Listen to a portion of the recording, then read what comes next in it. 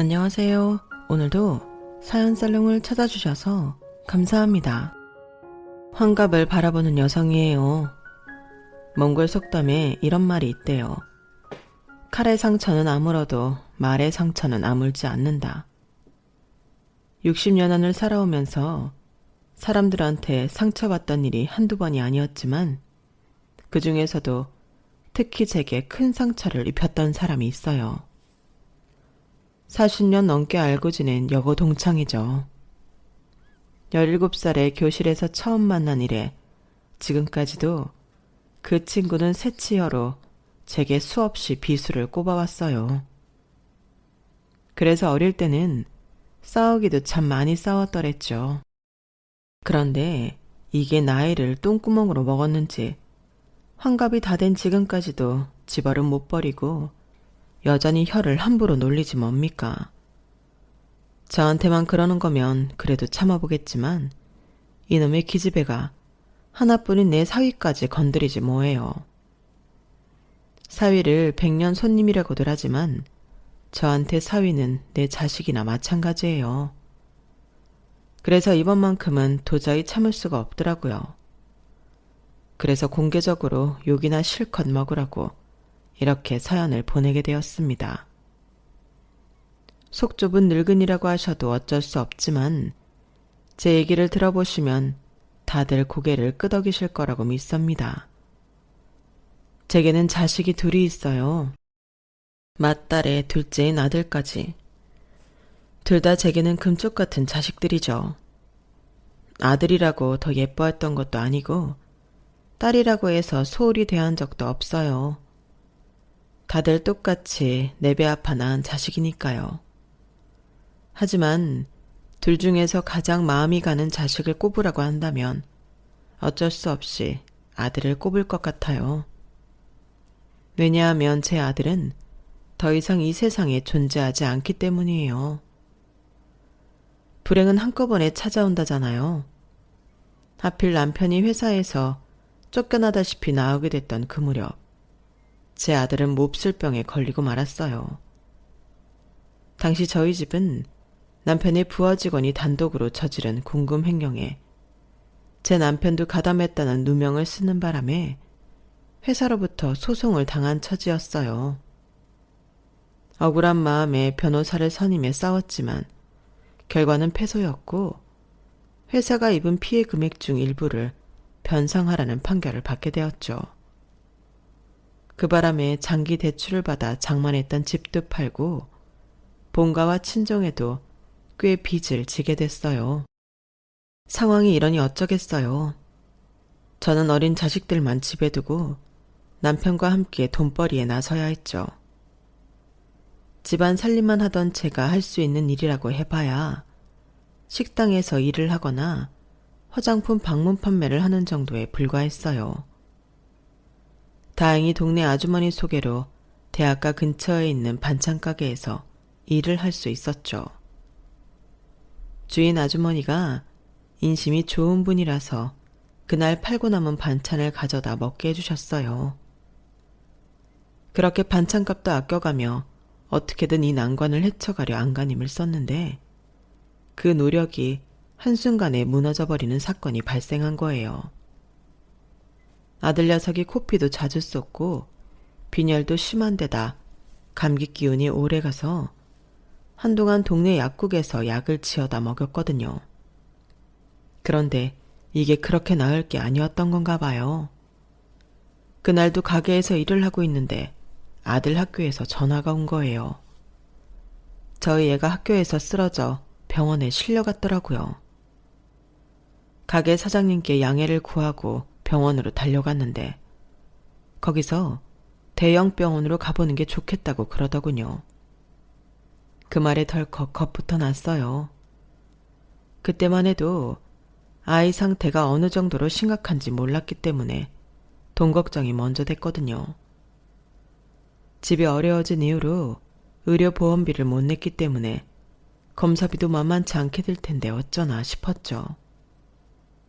아들을 데리고 대학병원에 도착해 혈액 검사를 받았고 수치가 비정상적으로 나와서 바로 정밀검사까지 진행했어요. 아이가 검사를 받는 동안에도 저는 당장 어디서 돈을 구해야 하나 그 걱정을 했어요. 그런데 거기서 청천벽력 같은 소리를 듣게 된 거예요. 우리 애가 급성 백혈병이라더군요. 상태가 많이 안 좋다며 빨리 입원해서 치료를 해야 한다고 했어요. 도저히 믿을 수가 없었어요. 증상이라고 해봐야 빈혈이랑 감기 기운 정도였으니까요. 검사가 잘못된 게 아닐까? 분명 뭔가 잘못됐다. 이 생각뿐이었어요. 뒤늦게 연락을 받고 달려온 남편도 저처럼 믿기지 않는 표정이었어요. 하지만 아이를 입원시키고 며칠 사이 내 아들의 상태는 급격히 나빠졌고 오진이 아니라는 걸 알게 되었죠. 무균실에 들어가 있는 아들은 하루가 다르게 여유어 갔어요. 이제 고작 9살밖에 안 된 아이가 감당하기에는 항암 치료는 너무도 가혹했어요. 하지만 그보다 더 가혹한 건 현실이었죠. 저희 부부에겐 엄청난 병원비를 감당할 여력이 없었거든요. 이미 남편 회사 일로 돈을 빌릴 수 있는 곳에서는 다 빌려 쓴 탓에 정작 내 자식의 목숨을 구하기 위한 돈을 빌릴 곳이 더는 없었어요. 사람이 왜 도둑질을 하는지 그때 조금은 알겠더라고요. 할 수만 있다면 도둑질을 해서라도 내 자식을 살리고 싶다는 생각뿐이었으니까요. 그건 남편도 마찬가지였을 거예요. 부모가 능력이 없어서 죽어가는 자식을 눈앞에 두고 바라볼 수밖에 없는 심정은 정말 이제 안 겪어본 사람은 모를 거예요. 상황이 이렇다 보니 사람이 염치도 없어지더라고요. 친인척들은 물론 평소 연락도 잘 안 턴 동창들한테까지 연락해 돈 좀 빌려달라고 사정을 했어요. 그러다 여고 시절부터 저와는 사이가 안 좋았던 친구한테까지 전화를 하게 되었어요. 역시나 그 친구는 첫마디부터 제 가슴을 후벼 파더군요. 명희 너는 여전하구나. 몇 년 동안 동창회도 잘 안 나오더니 돈 필요하니까 전화하니? 경자야, 미안해. 내가 사정이 너무 급해서 염치 불구하고 연락했어. 동창들한테 니네 집 사정은 다 들었으니까 죽는 소리 할 거 없어. 넌 부모가 돼서는 어떻게 네 자식 상태가 그 모양이 된 것도 몰랐니? 그리고도 네가 엄마니? 난 우리 딸 표정만 평소랑 달라도 아픈 데는 없는지, 혹시 친구랑 싸웠는지 하나부터 10까지 다 챙겨본다고. 그래야 엄마라고 할 수 있는 거 아니니? 그래, 네 말이 맞아. 내가 엄마 역할을 제대로 못해서 이렇게 된 것 같아. 아니, 다행이다. 말이 낯으니 말이지만 우리 딸은 얼마나 나를 의지하는지 모른다. 이유가 뭐겠니? 애 눈에도 내가 믿고 의지할 수 있을 만큼 믿음이 가니까 그런 거지. 자식을 낳았다고 해서 다 엄마가 아니야. 엄마로서 자기한테 제대로 역할을 해줄 때 엄마라고 불릴 자격이 있는 거라고. 지난번에 우리 딸이 피아노 대회에 나갔을 때 말인데 그때도 내가 얼마나 저기 경자야, 미안한데 내가 사정이 좀 급해서 말이야. 우리 그 얘긴 나중에 하고 일단 내 얘기 좀 들어줄래? 저는 한시가 급해서 입이 바짝바짝 마르는데도 경자는 자기 딸 자랑부터 그런 딸을 키워낸 자신의 노력까지 끝없이 얘기를 이어갔어요. 결국 참다 못해 말을 끊었더니 버럭 화를 내며 이러더군요. 넌 이래서 문제야. 네가 지금 나한테 이럴 처지니? 능력이 안 돼서 돈 빌리려고 전화를 했으면 내 비위 맞출 생각부터 했어야지. 어디서 말을 끊니? 나 기분 상해서 돈 안 빌려줄래. 자식 문제라고 해서 선심 좀 써줄까 했더니 기분 확 상했어. 나 마사지 가야 하니까 귀찮게 연락하지 마. 끊는다. 경자야, 내가 잘못했어. 경자야. 결국 경자는 30분 넘게 자기 자랑만 하다가 전화를 끊어버렸어요. 그리고는 이후로도 제 전화는 받지 않더군요. 다행히 다른 동창들 도움을 받아 급한 불을 끌 수 있었지만 제 아들의 목숨은 살릴 수 없었어요. 한동안 상태가 호전되더니 어느 날 밤 갑자기 상태가 악화돼서 어떻게 손 써볼 겨를도 없이 세상을 떠나버렸거든요. 딸에 이어 막내로 아들을 낳았을 때 박씨 집안에 들어와 그래도 되는 이였으니 내 할 도리는 다 했다고 생각한 적도 있었어요. 그런데 이렇게 아들을 떠나보내고 나니까 너무 허망하고 가슴에 커다란 돌덩이가 들어찬 것처럼 숨을 쉬기가 힘들었어요. 그래도 낮에는 아들 병원비로 빌려 쓴 돈을 갚느라 정신없이 일하다 보면 참을만 했는데 밤이 되면 정말 미치겠는 거예요. 집안 어디선가 아들 녀석이 달려나올 것 같고 엄마를 부르는 아들 목소리가 들리는 것 같았거든요. 이렇게 빨리 갈 줄 알았다면 아들 녀석이 좋아하는 햄버거도 자주 사주고 갖고 싶다던 게임기도 자주 사주는 건데 늘 다음에라는 말로 미루기만 했던 게 너무 미안해서 가슴이 미어질 것 같았어요. 그래서 언제부턴가 멀쩡한 정신으론 도저히 잠을 이룰 수가 없어서 남편과 딸아이 몰래 부엌에 쭈그려 앉아 깡소주를 마시기도 했어요. 처음엔 한 병도 채 마시기 전에 정신이 몽롱해졌는데 그것도 시간이 지나니 술이 늘어서 2병을 마셔도 정신이 말짱하더라고요. 차라리 취해서 아무 생각 없이 잠들고 싶은데 말이죠. 가족들 몰래 밤마다 술에 취해 잠들던 저는 알코올 중독 직전까지 가게 됐어요. 당신 미쳤어? 도대체 언제까지 이럴 거야? 당신 완전 알코올 중독이야. 딸 자식 보기 창피하지도 않냐고. 제발 정신 좀 차려. 내가 뭘 어쨌다고 그래. 그깟 술 좀 마시는 게 뭐 어때서? 내가 돈을 안 벌었어. 애들 건사를 못했어. 아님 집안 살림을 안 했어. 다 하고 술 좀 마시겠다는데 왜 난리냐고. 술이라도 안 마시면 도저히 못 살겠는데 그럼 나보고 어쩌라는 거야. 왜 날 못 살게 구냐고. 이게 다 당신 때문이야. 당신이 멍청하게 누명만 쓰지 않았으면 우리 민수 그렇게 안 죽었어. 내 새끼 그렇게 죽지 않았을 거라고. 살려내. 우리 민수 살려내.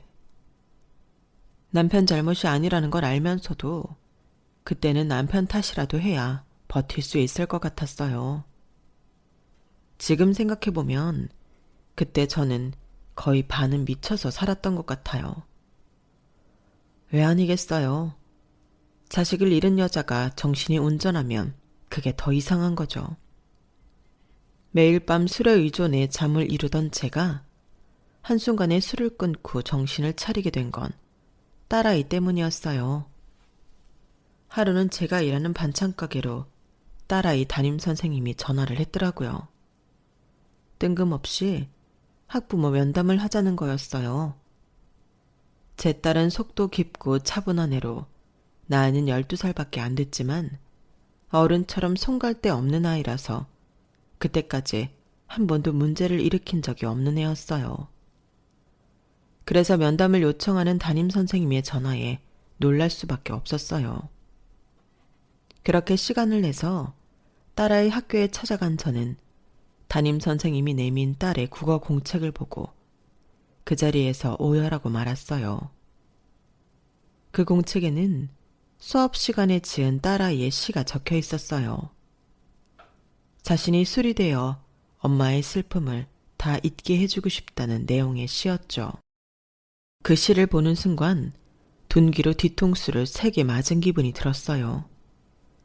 그동안 나는 내 슬픔에만 빠져 내 아이에게 무슨 짓을 했던 건가. 엄마로서 너무 미안하고 가슴이 아파서 눈물이 멈추지 않더라고요. 떠나보낸 아들만 생각하느라 내 곁에 남아있는 딸아이 가슴에 피멍이 드는 것도 모르고 있었다니. 전 정말 엄마로서 실격이라는 생각이 들었죠. 딸아이의 시를 읽고 정신이 번쩍 든 저는 바로 집으로 가 집에 있는 술을 죄다 내다 버리고 그날부터 술을 딱 끊어버렸어요. 그리곤 아들에 대한 그리움은 잠시 접어두고 남아있는 딸한테 집중하기로 했어요. 처음엔 딸아이 때문에 슬픈 티를 내지 않으려고 했었는데 그게 시간이 지나다 보니 제 자신에게도 일종의 최면이 되었던가 봐요. 좀처럼 살아갈 희망도 없던 제가 술 없이도 멀쩡히 잠도 자고 밥도 먹게 되었거든요. 내 딸을 위해서라도 다시 일어서야겠다는 일념으로 남편과 합심해 열심히 일해 돈을 벌었고 그 결과 모든 빚을 다 청산하고 0에서부터 다시 시작할 수 있었어요. 그렇게 되기까지 20년 가까운 시간이 걸렸지만 그 긴 세월 동안 포기하지 않은 덕에 희망이 현실이 될 수 있었던 것 같아요. 성인이 된 딸은 고등학교 졸업 후 전문대에 진학해 유치원 선생이 되었어요. 아침 일찍 출근해서 일반 회사들보다 늦게 퇴근을 했지만 월급은 턱없이 적었어요. 그런 박봉을 받으면서도 딸아이는 알뜰히 저축까지 하더라고요. 언제가 될지 모르지만 결혼할 때 부모한테 손을 벌리고 싶지 않다는 게 이유였죠. 어릴 때부터 부모가 돈 때문에 힘겹게 살아가는 걸 가까이서 지켜본 터라 그런 생각을 하게 된 건지도 모르겠네요. 여고 동창들 자식들이 하나 둘 시집 장가를 가는 동안 제 딸은 묵묵히 일만 했어요.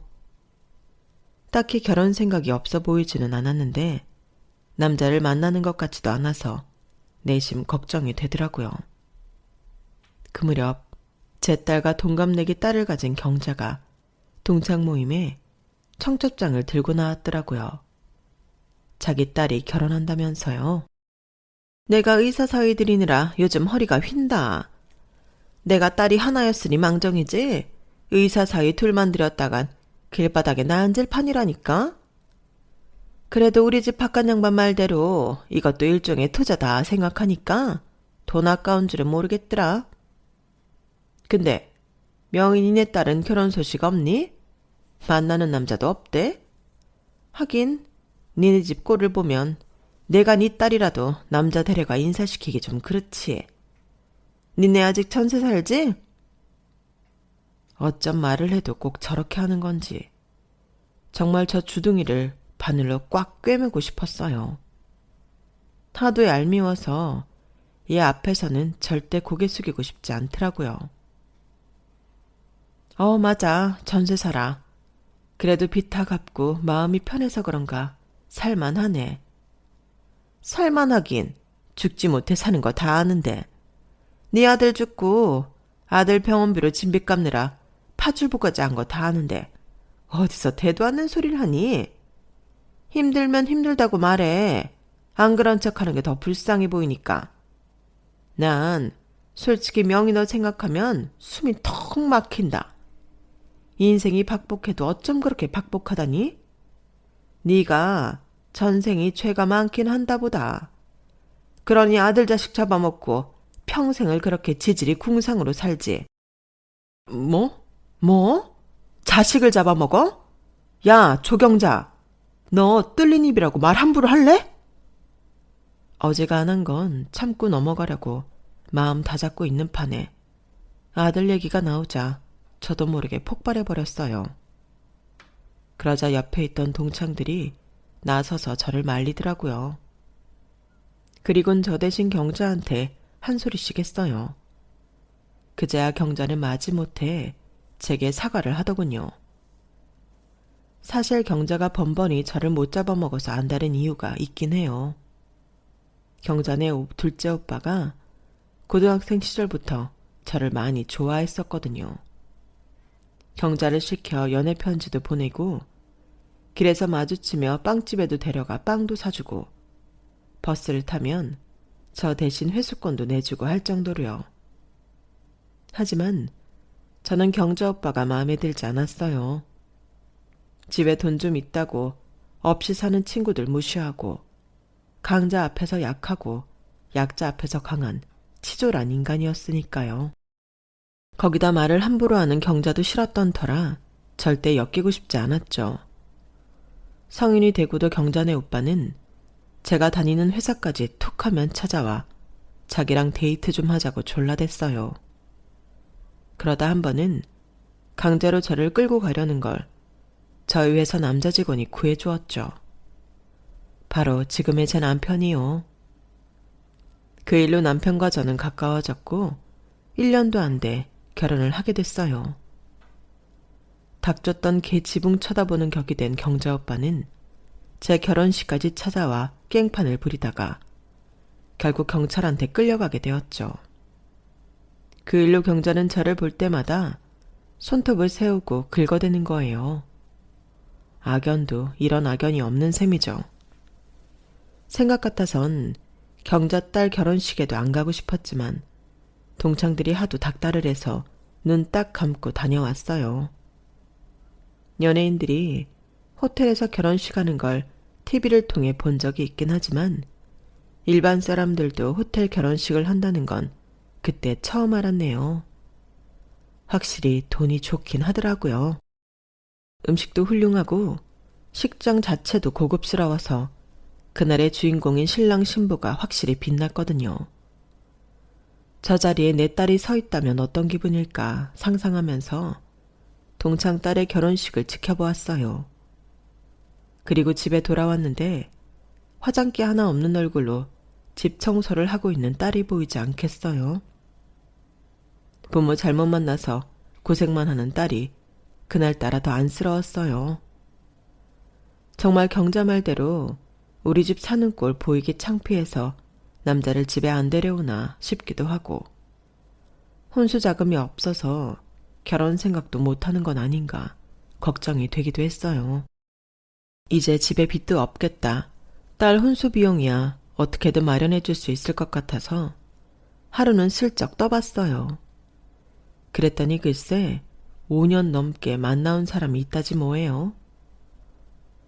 아니 5년이나 사귀었으면서 그동안 왜 말을 안 했어? 왜? 그 사람이랑 결혼하자고 안 해?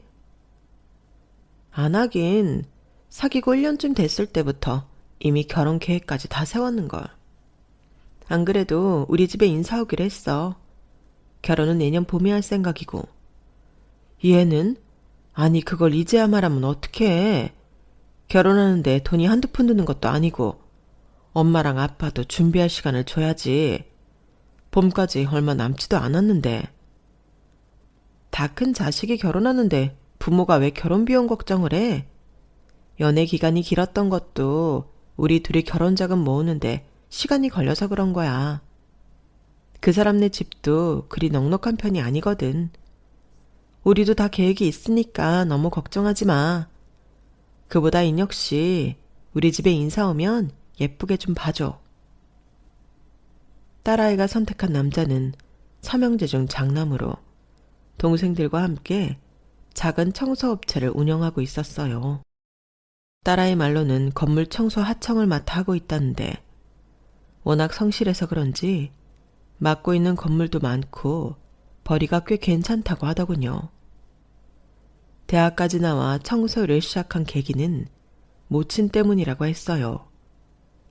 30 무렵에 남편과 사별하고 새 아들을 키워낸 모친이 온갖 일을 해가며 생활을 꾸려가다 건물 청소일을 시작하게 됐는데 용역업체가 파산을 하는 바람에 월급도 못 받게 되자 다니던 회사를 관두고 자기가 그 업체를 인수했다고 하더군요. 회사를 인수하고 한동안은 적자에 시달리느라 결혼은 꿈도 못 꾸고 있었다네요. 그러다 군에서 제대한 막내 동생까지 합세해 삼형제가 본격적으로 일에 뛰어들고부터는 일이 잘 풀려서 지금은 꽤 잘 운영되고 있는 모양이었어요.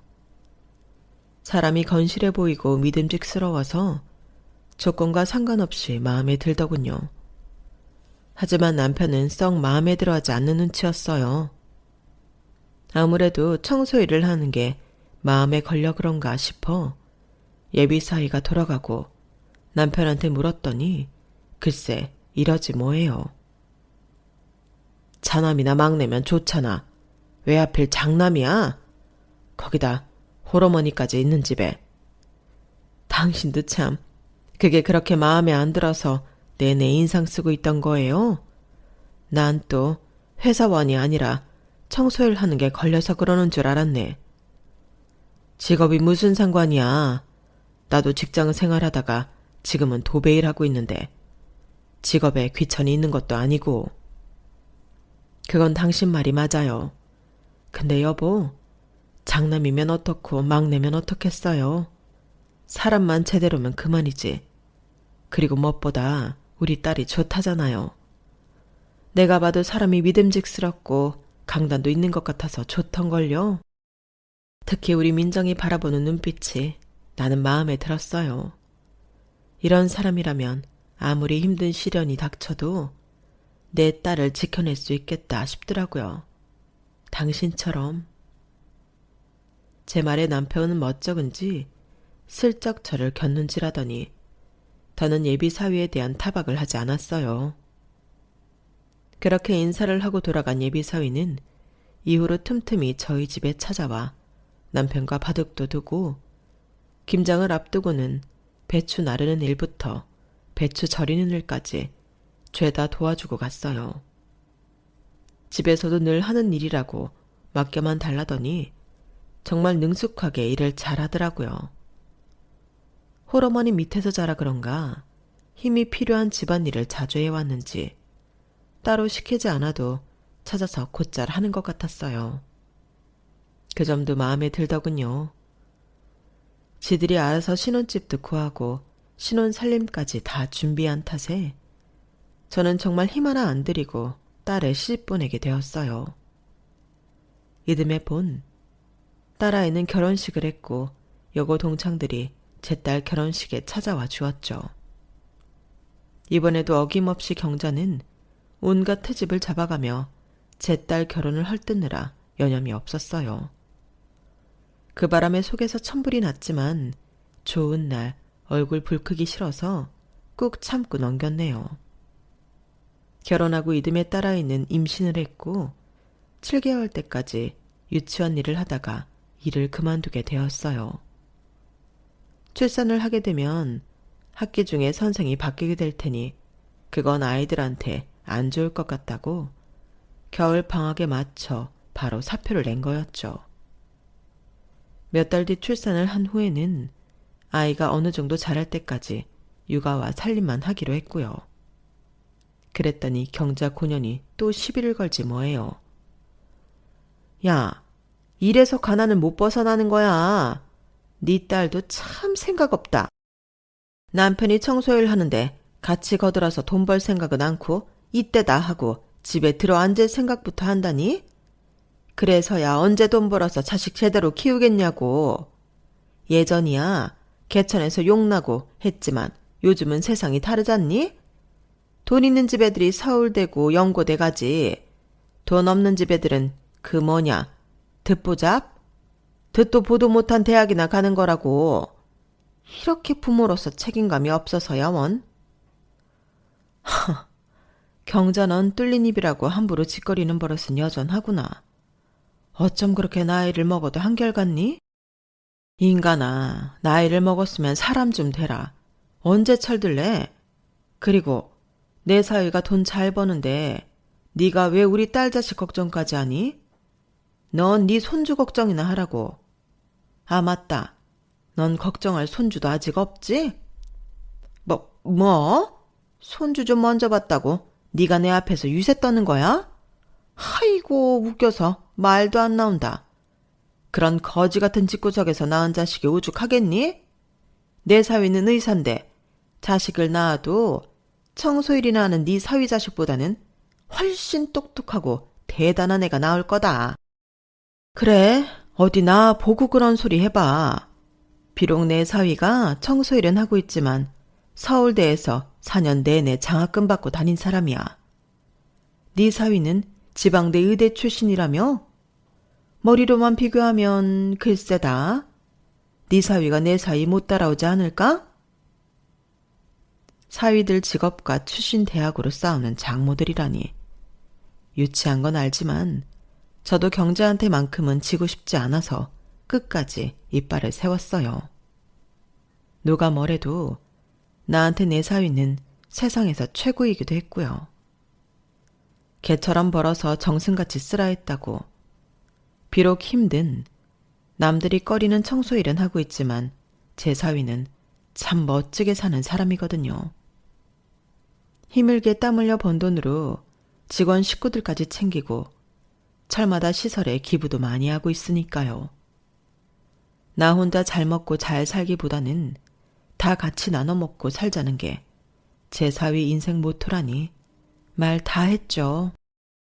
게다가 확실히 서울대 출신이라 그런지 본업 외에도 여러 방면에서 꽤 짭짤한 부수입을 올리고 있었어요.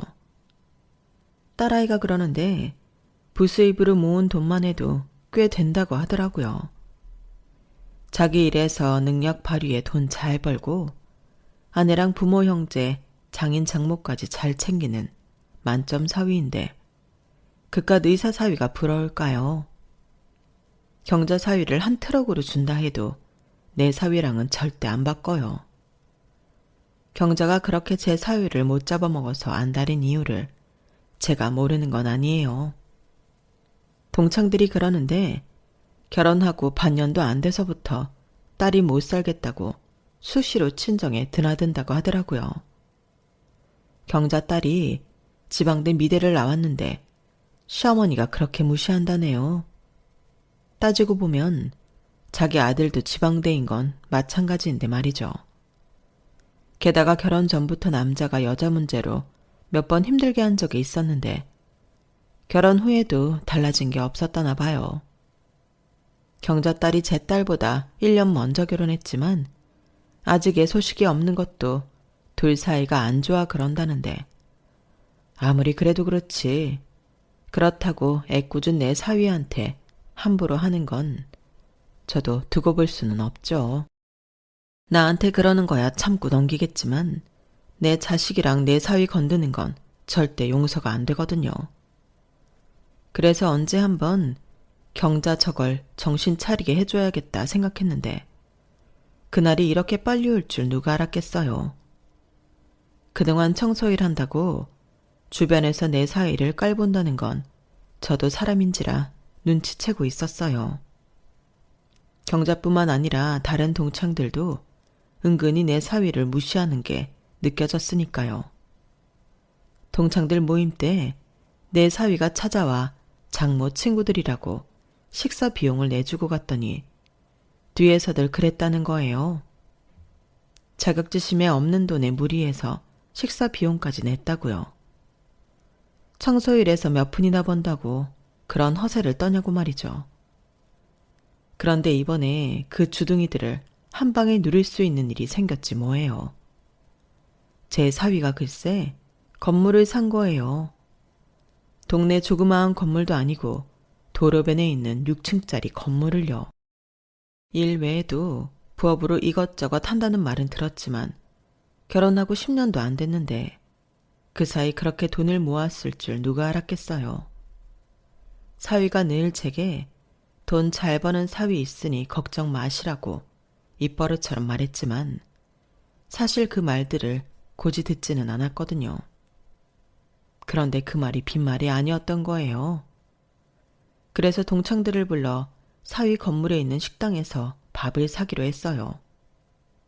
아직 영문을 모른 채 밥 얻어먹으러 나온 동창들은 무슨 좋은 일이 있어 밥을 다 산다고 그러냐고 묻더군요. 자랑하고 싶어서 입이 근질근질했지만 일단 밥을 다 먹고 얘기하려고 꾹 참았어요. 그리곤 식사를 마치고 나오면서 얘기를 했죠. 실은 말이야, 우리 사위가 건물주가 됐거든. 그래서 한턱 쏘려고 불렀던 거야. 나 어려울 때 니들한테 도움도 많이 받았잖니? 그 말에 동창들은 두 눈이 휘둥그레졌어요. 딱 한 사람, 경자만 빼고요. 아이고, 웃기지도 않네. 건물주? 요즘은 개나 소나 건물주라지? 왜? 어디 코딱지만한 빌라 하나 샀다니? 네 사위가 천안 청소이라는 거 여기서 모르는 사람이 어딨어. 청소부가 돈 벌어봤자 거기서 거기지. 무슨 건물주는. 되도 않는 소리 그만하고 기왕 온 김에 우리 사위 병원이나 구경들 하고 가. 작년에 우리 사위 병원 이 건물 4층으로 이전했거든. 이 건물이 신축인데다 목이 좋아서 새가 얼마나 비싼지 몰라. 돈 잘 버는 우리 사위 정도나 되니까 이런데 병원도 차린 거지. 다들 뭐해? 엘리베이터 안 타고? 경자는 제 말을 싹둑 자르곤 동창들을 데리고 자기 사위 병원으로 갔어요. 얼떨결에 말할 타이밍을 놓친 저는 뒤만 졸졸 따라갔죠. 그런데 그렇게 따라간 병원에서 수납 부스에 서 있던 제 사위와 마주쳤지 뭐예요. 일하다 왔는지 작업복 차림에 땀을 꽤 흘려서 안쓰러워 보이더라고요. 장모님, 병원엔 웬일이세요? 어디 아프세요? 아니, 그게 아니라 동창들 만났다가 오게 됐어. 여기가 내 동창 사위가 하는 병원이거든. 아, 그러세요? 사위는 싹싹하게 웃으며 제 동창들한테 인사를 했어요. 그러자 경사가 인상을 팍 쓰곤 그러는 거예요.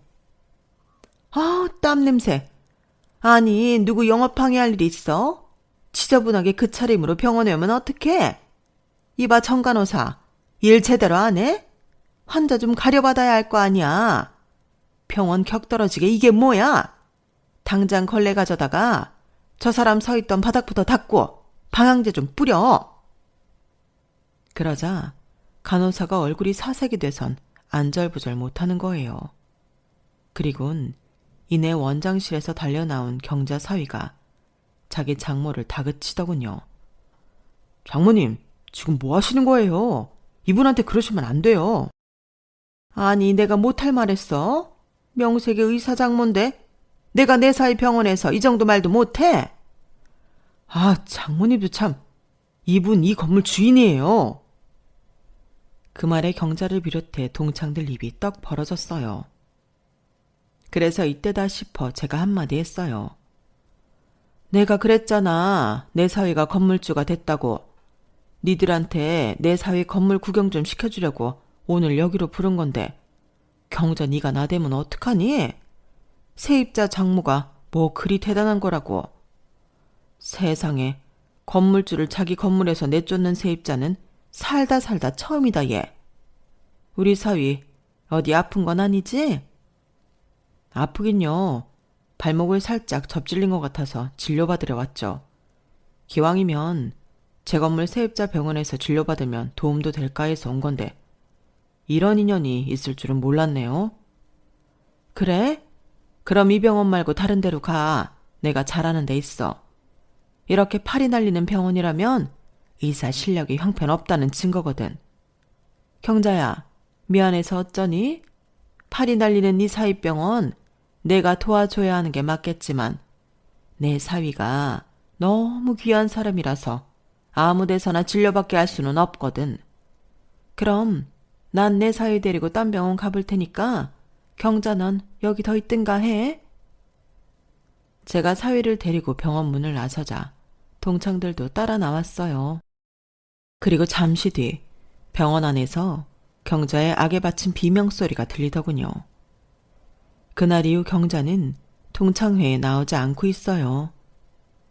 들리는 소문엔 사위 병원이 망하고 딸과도 이혼을 해서 마음고생이 이만저만이 아니라고 하더라고요.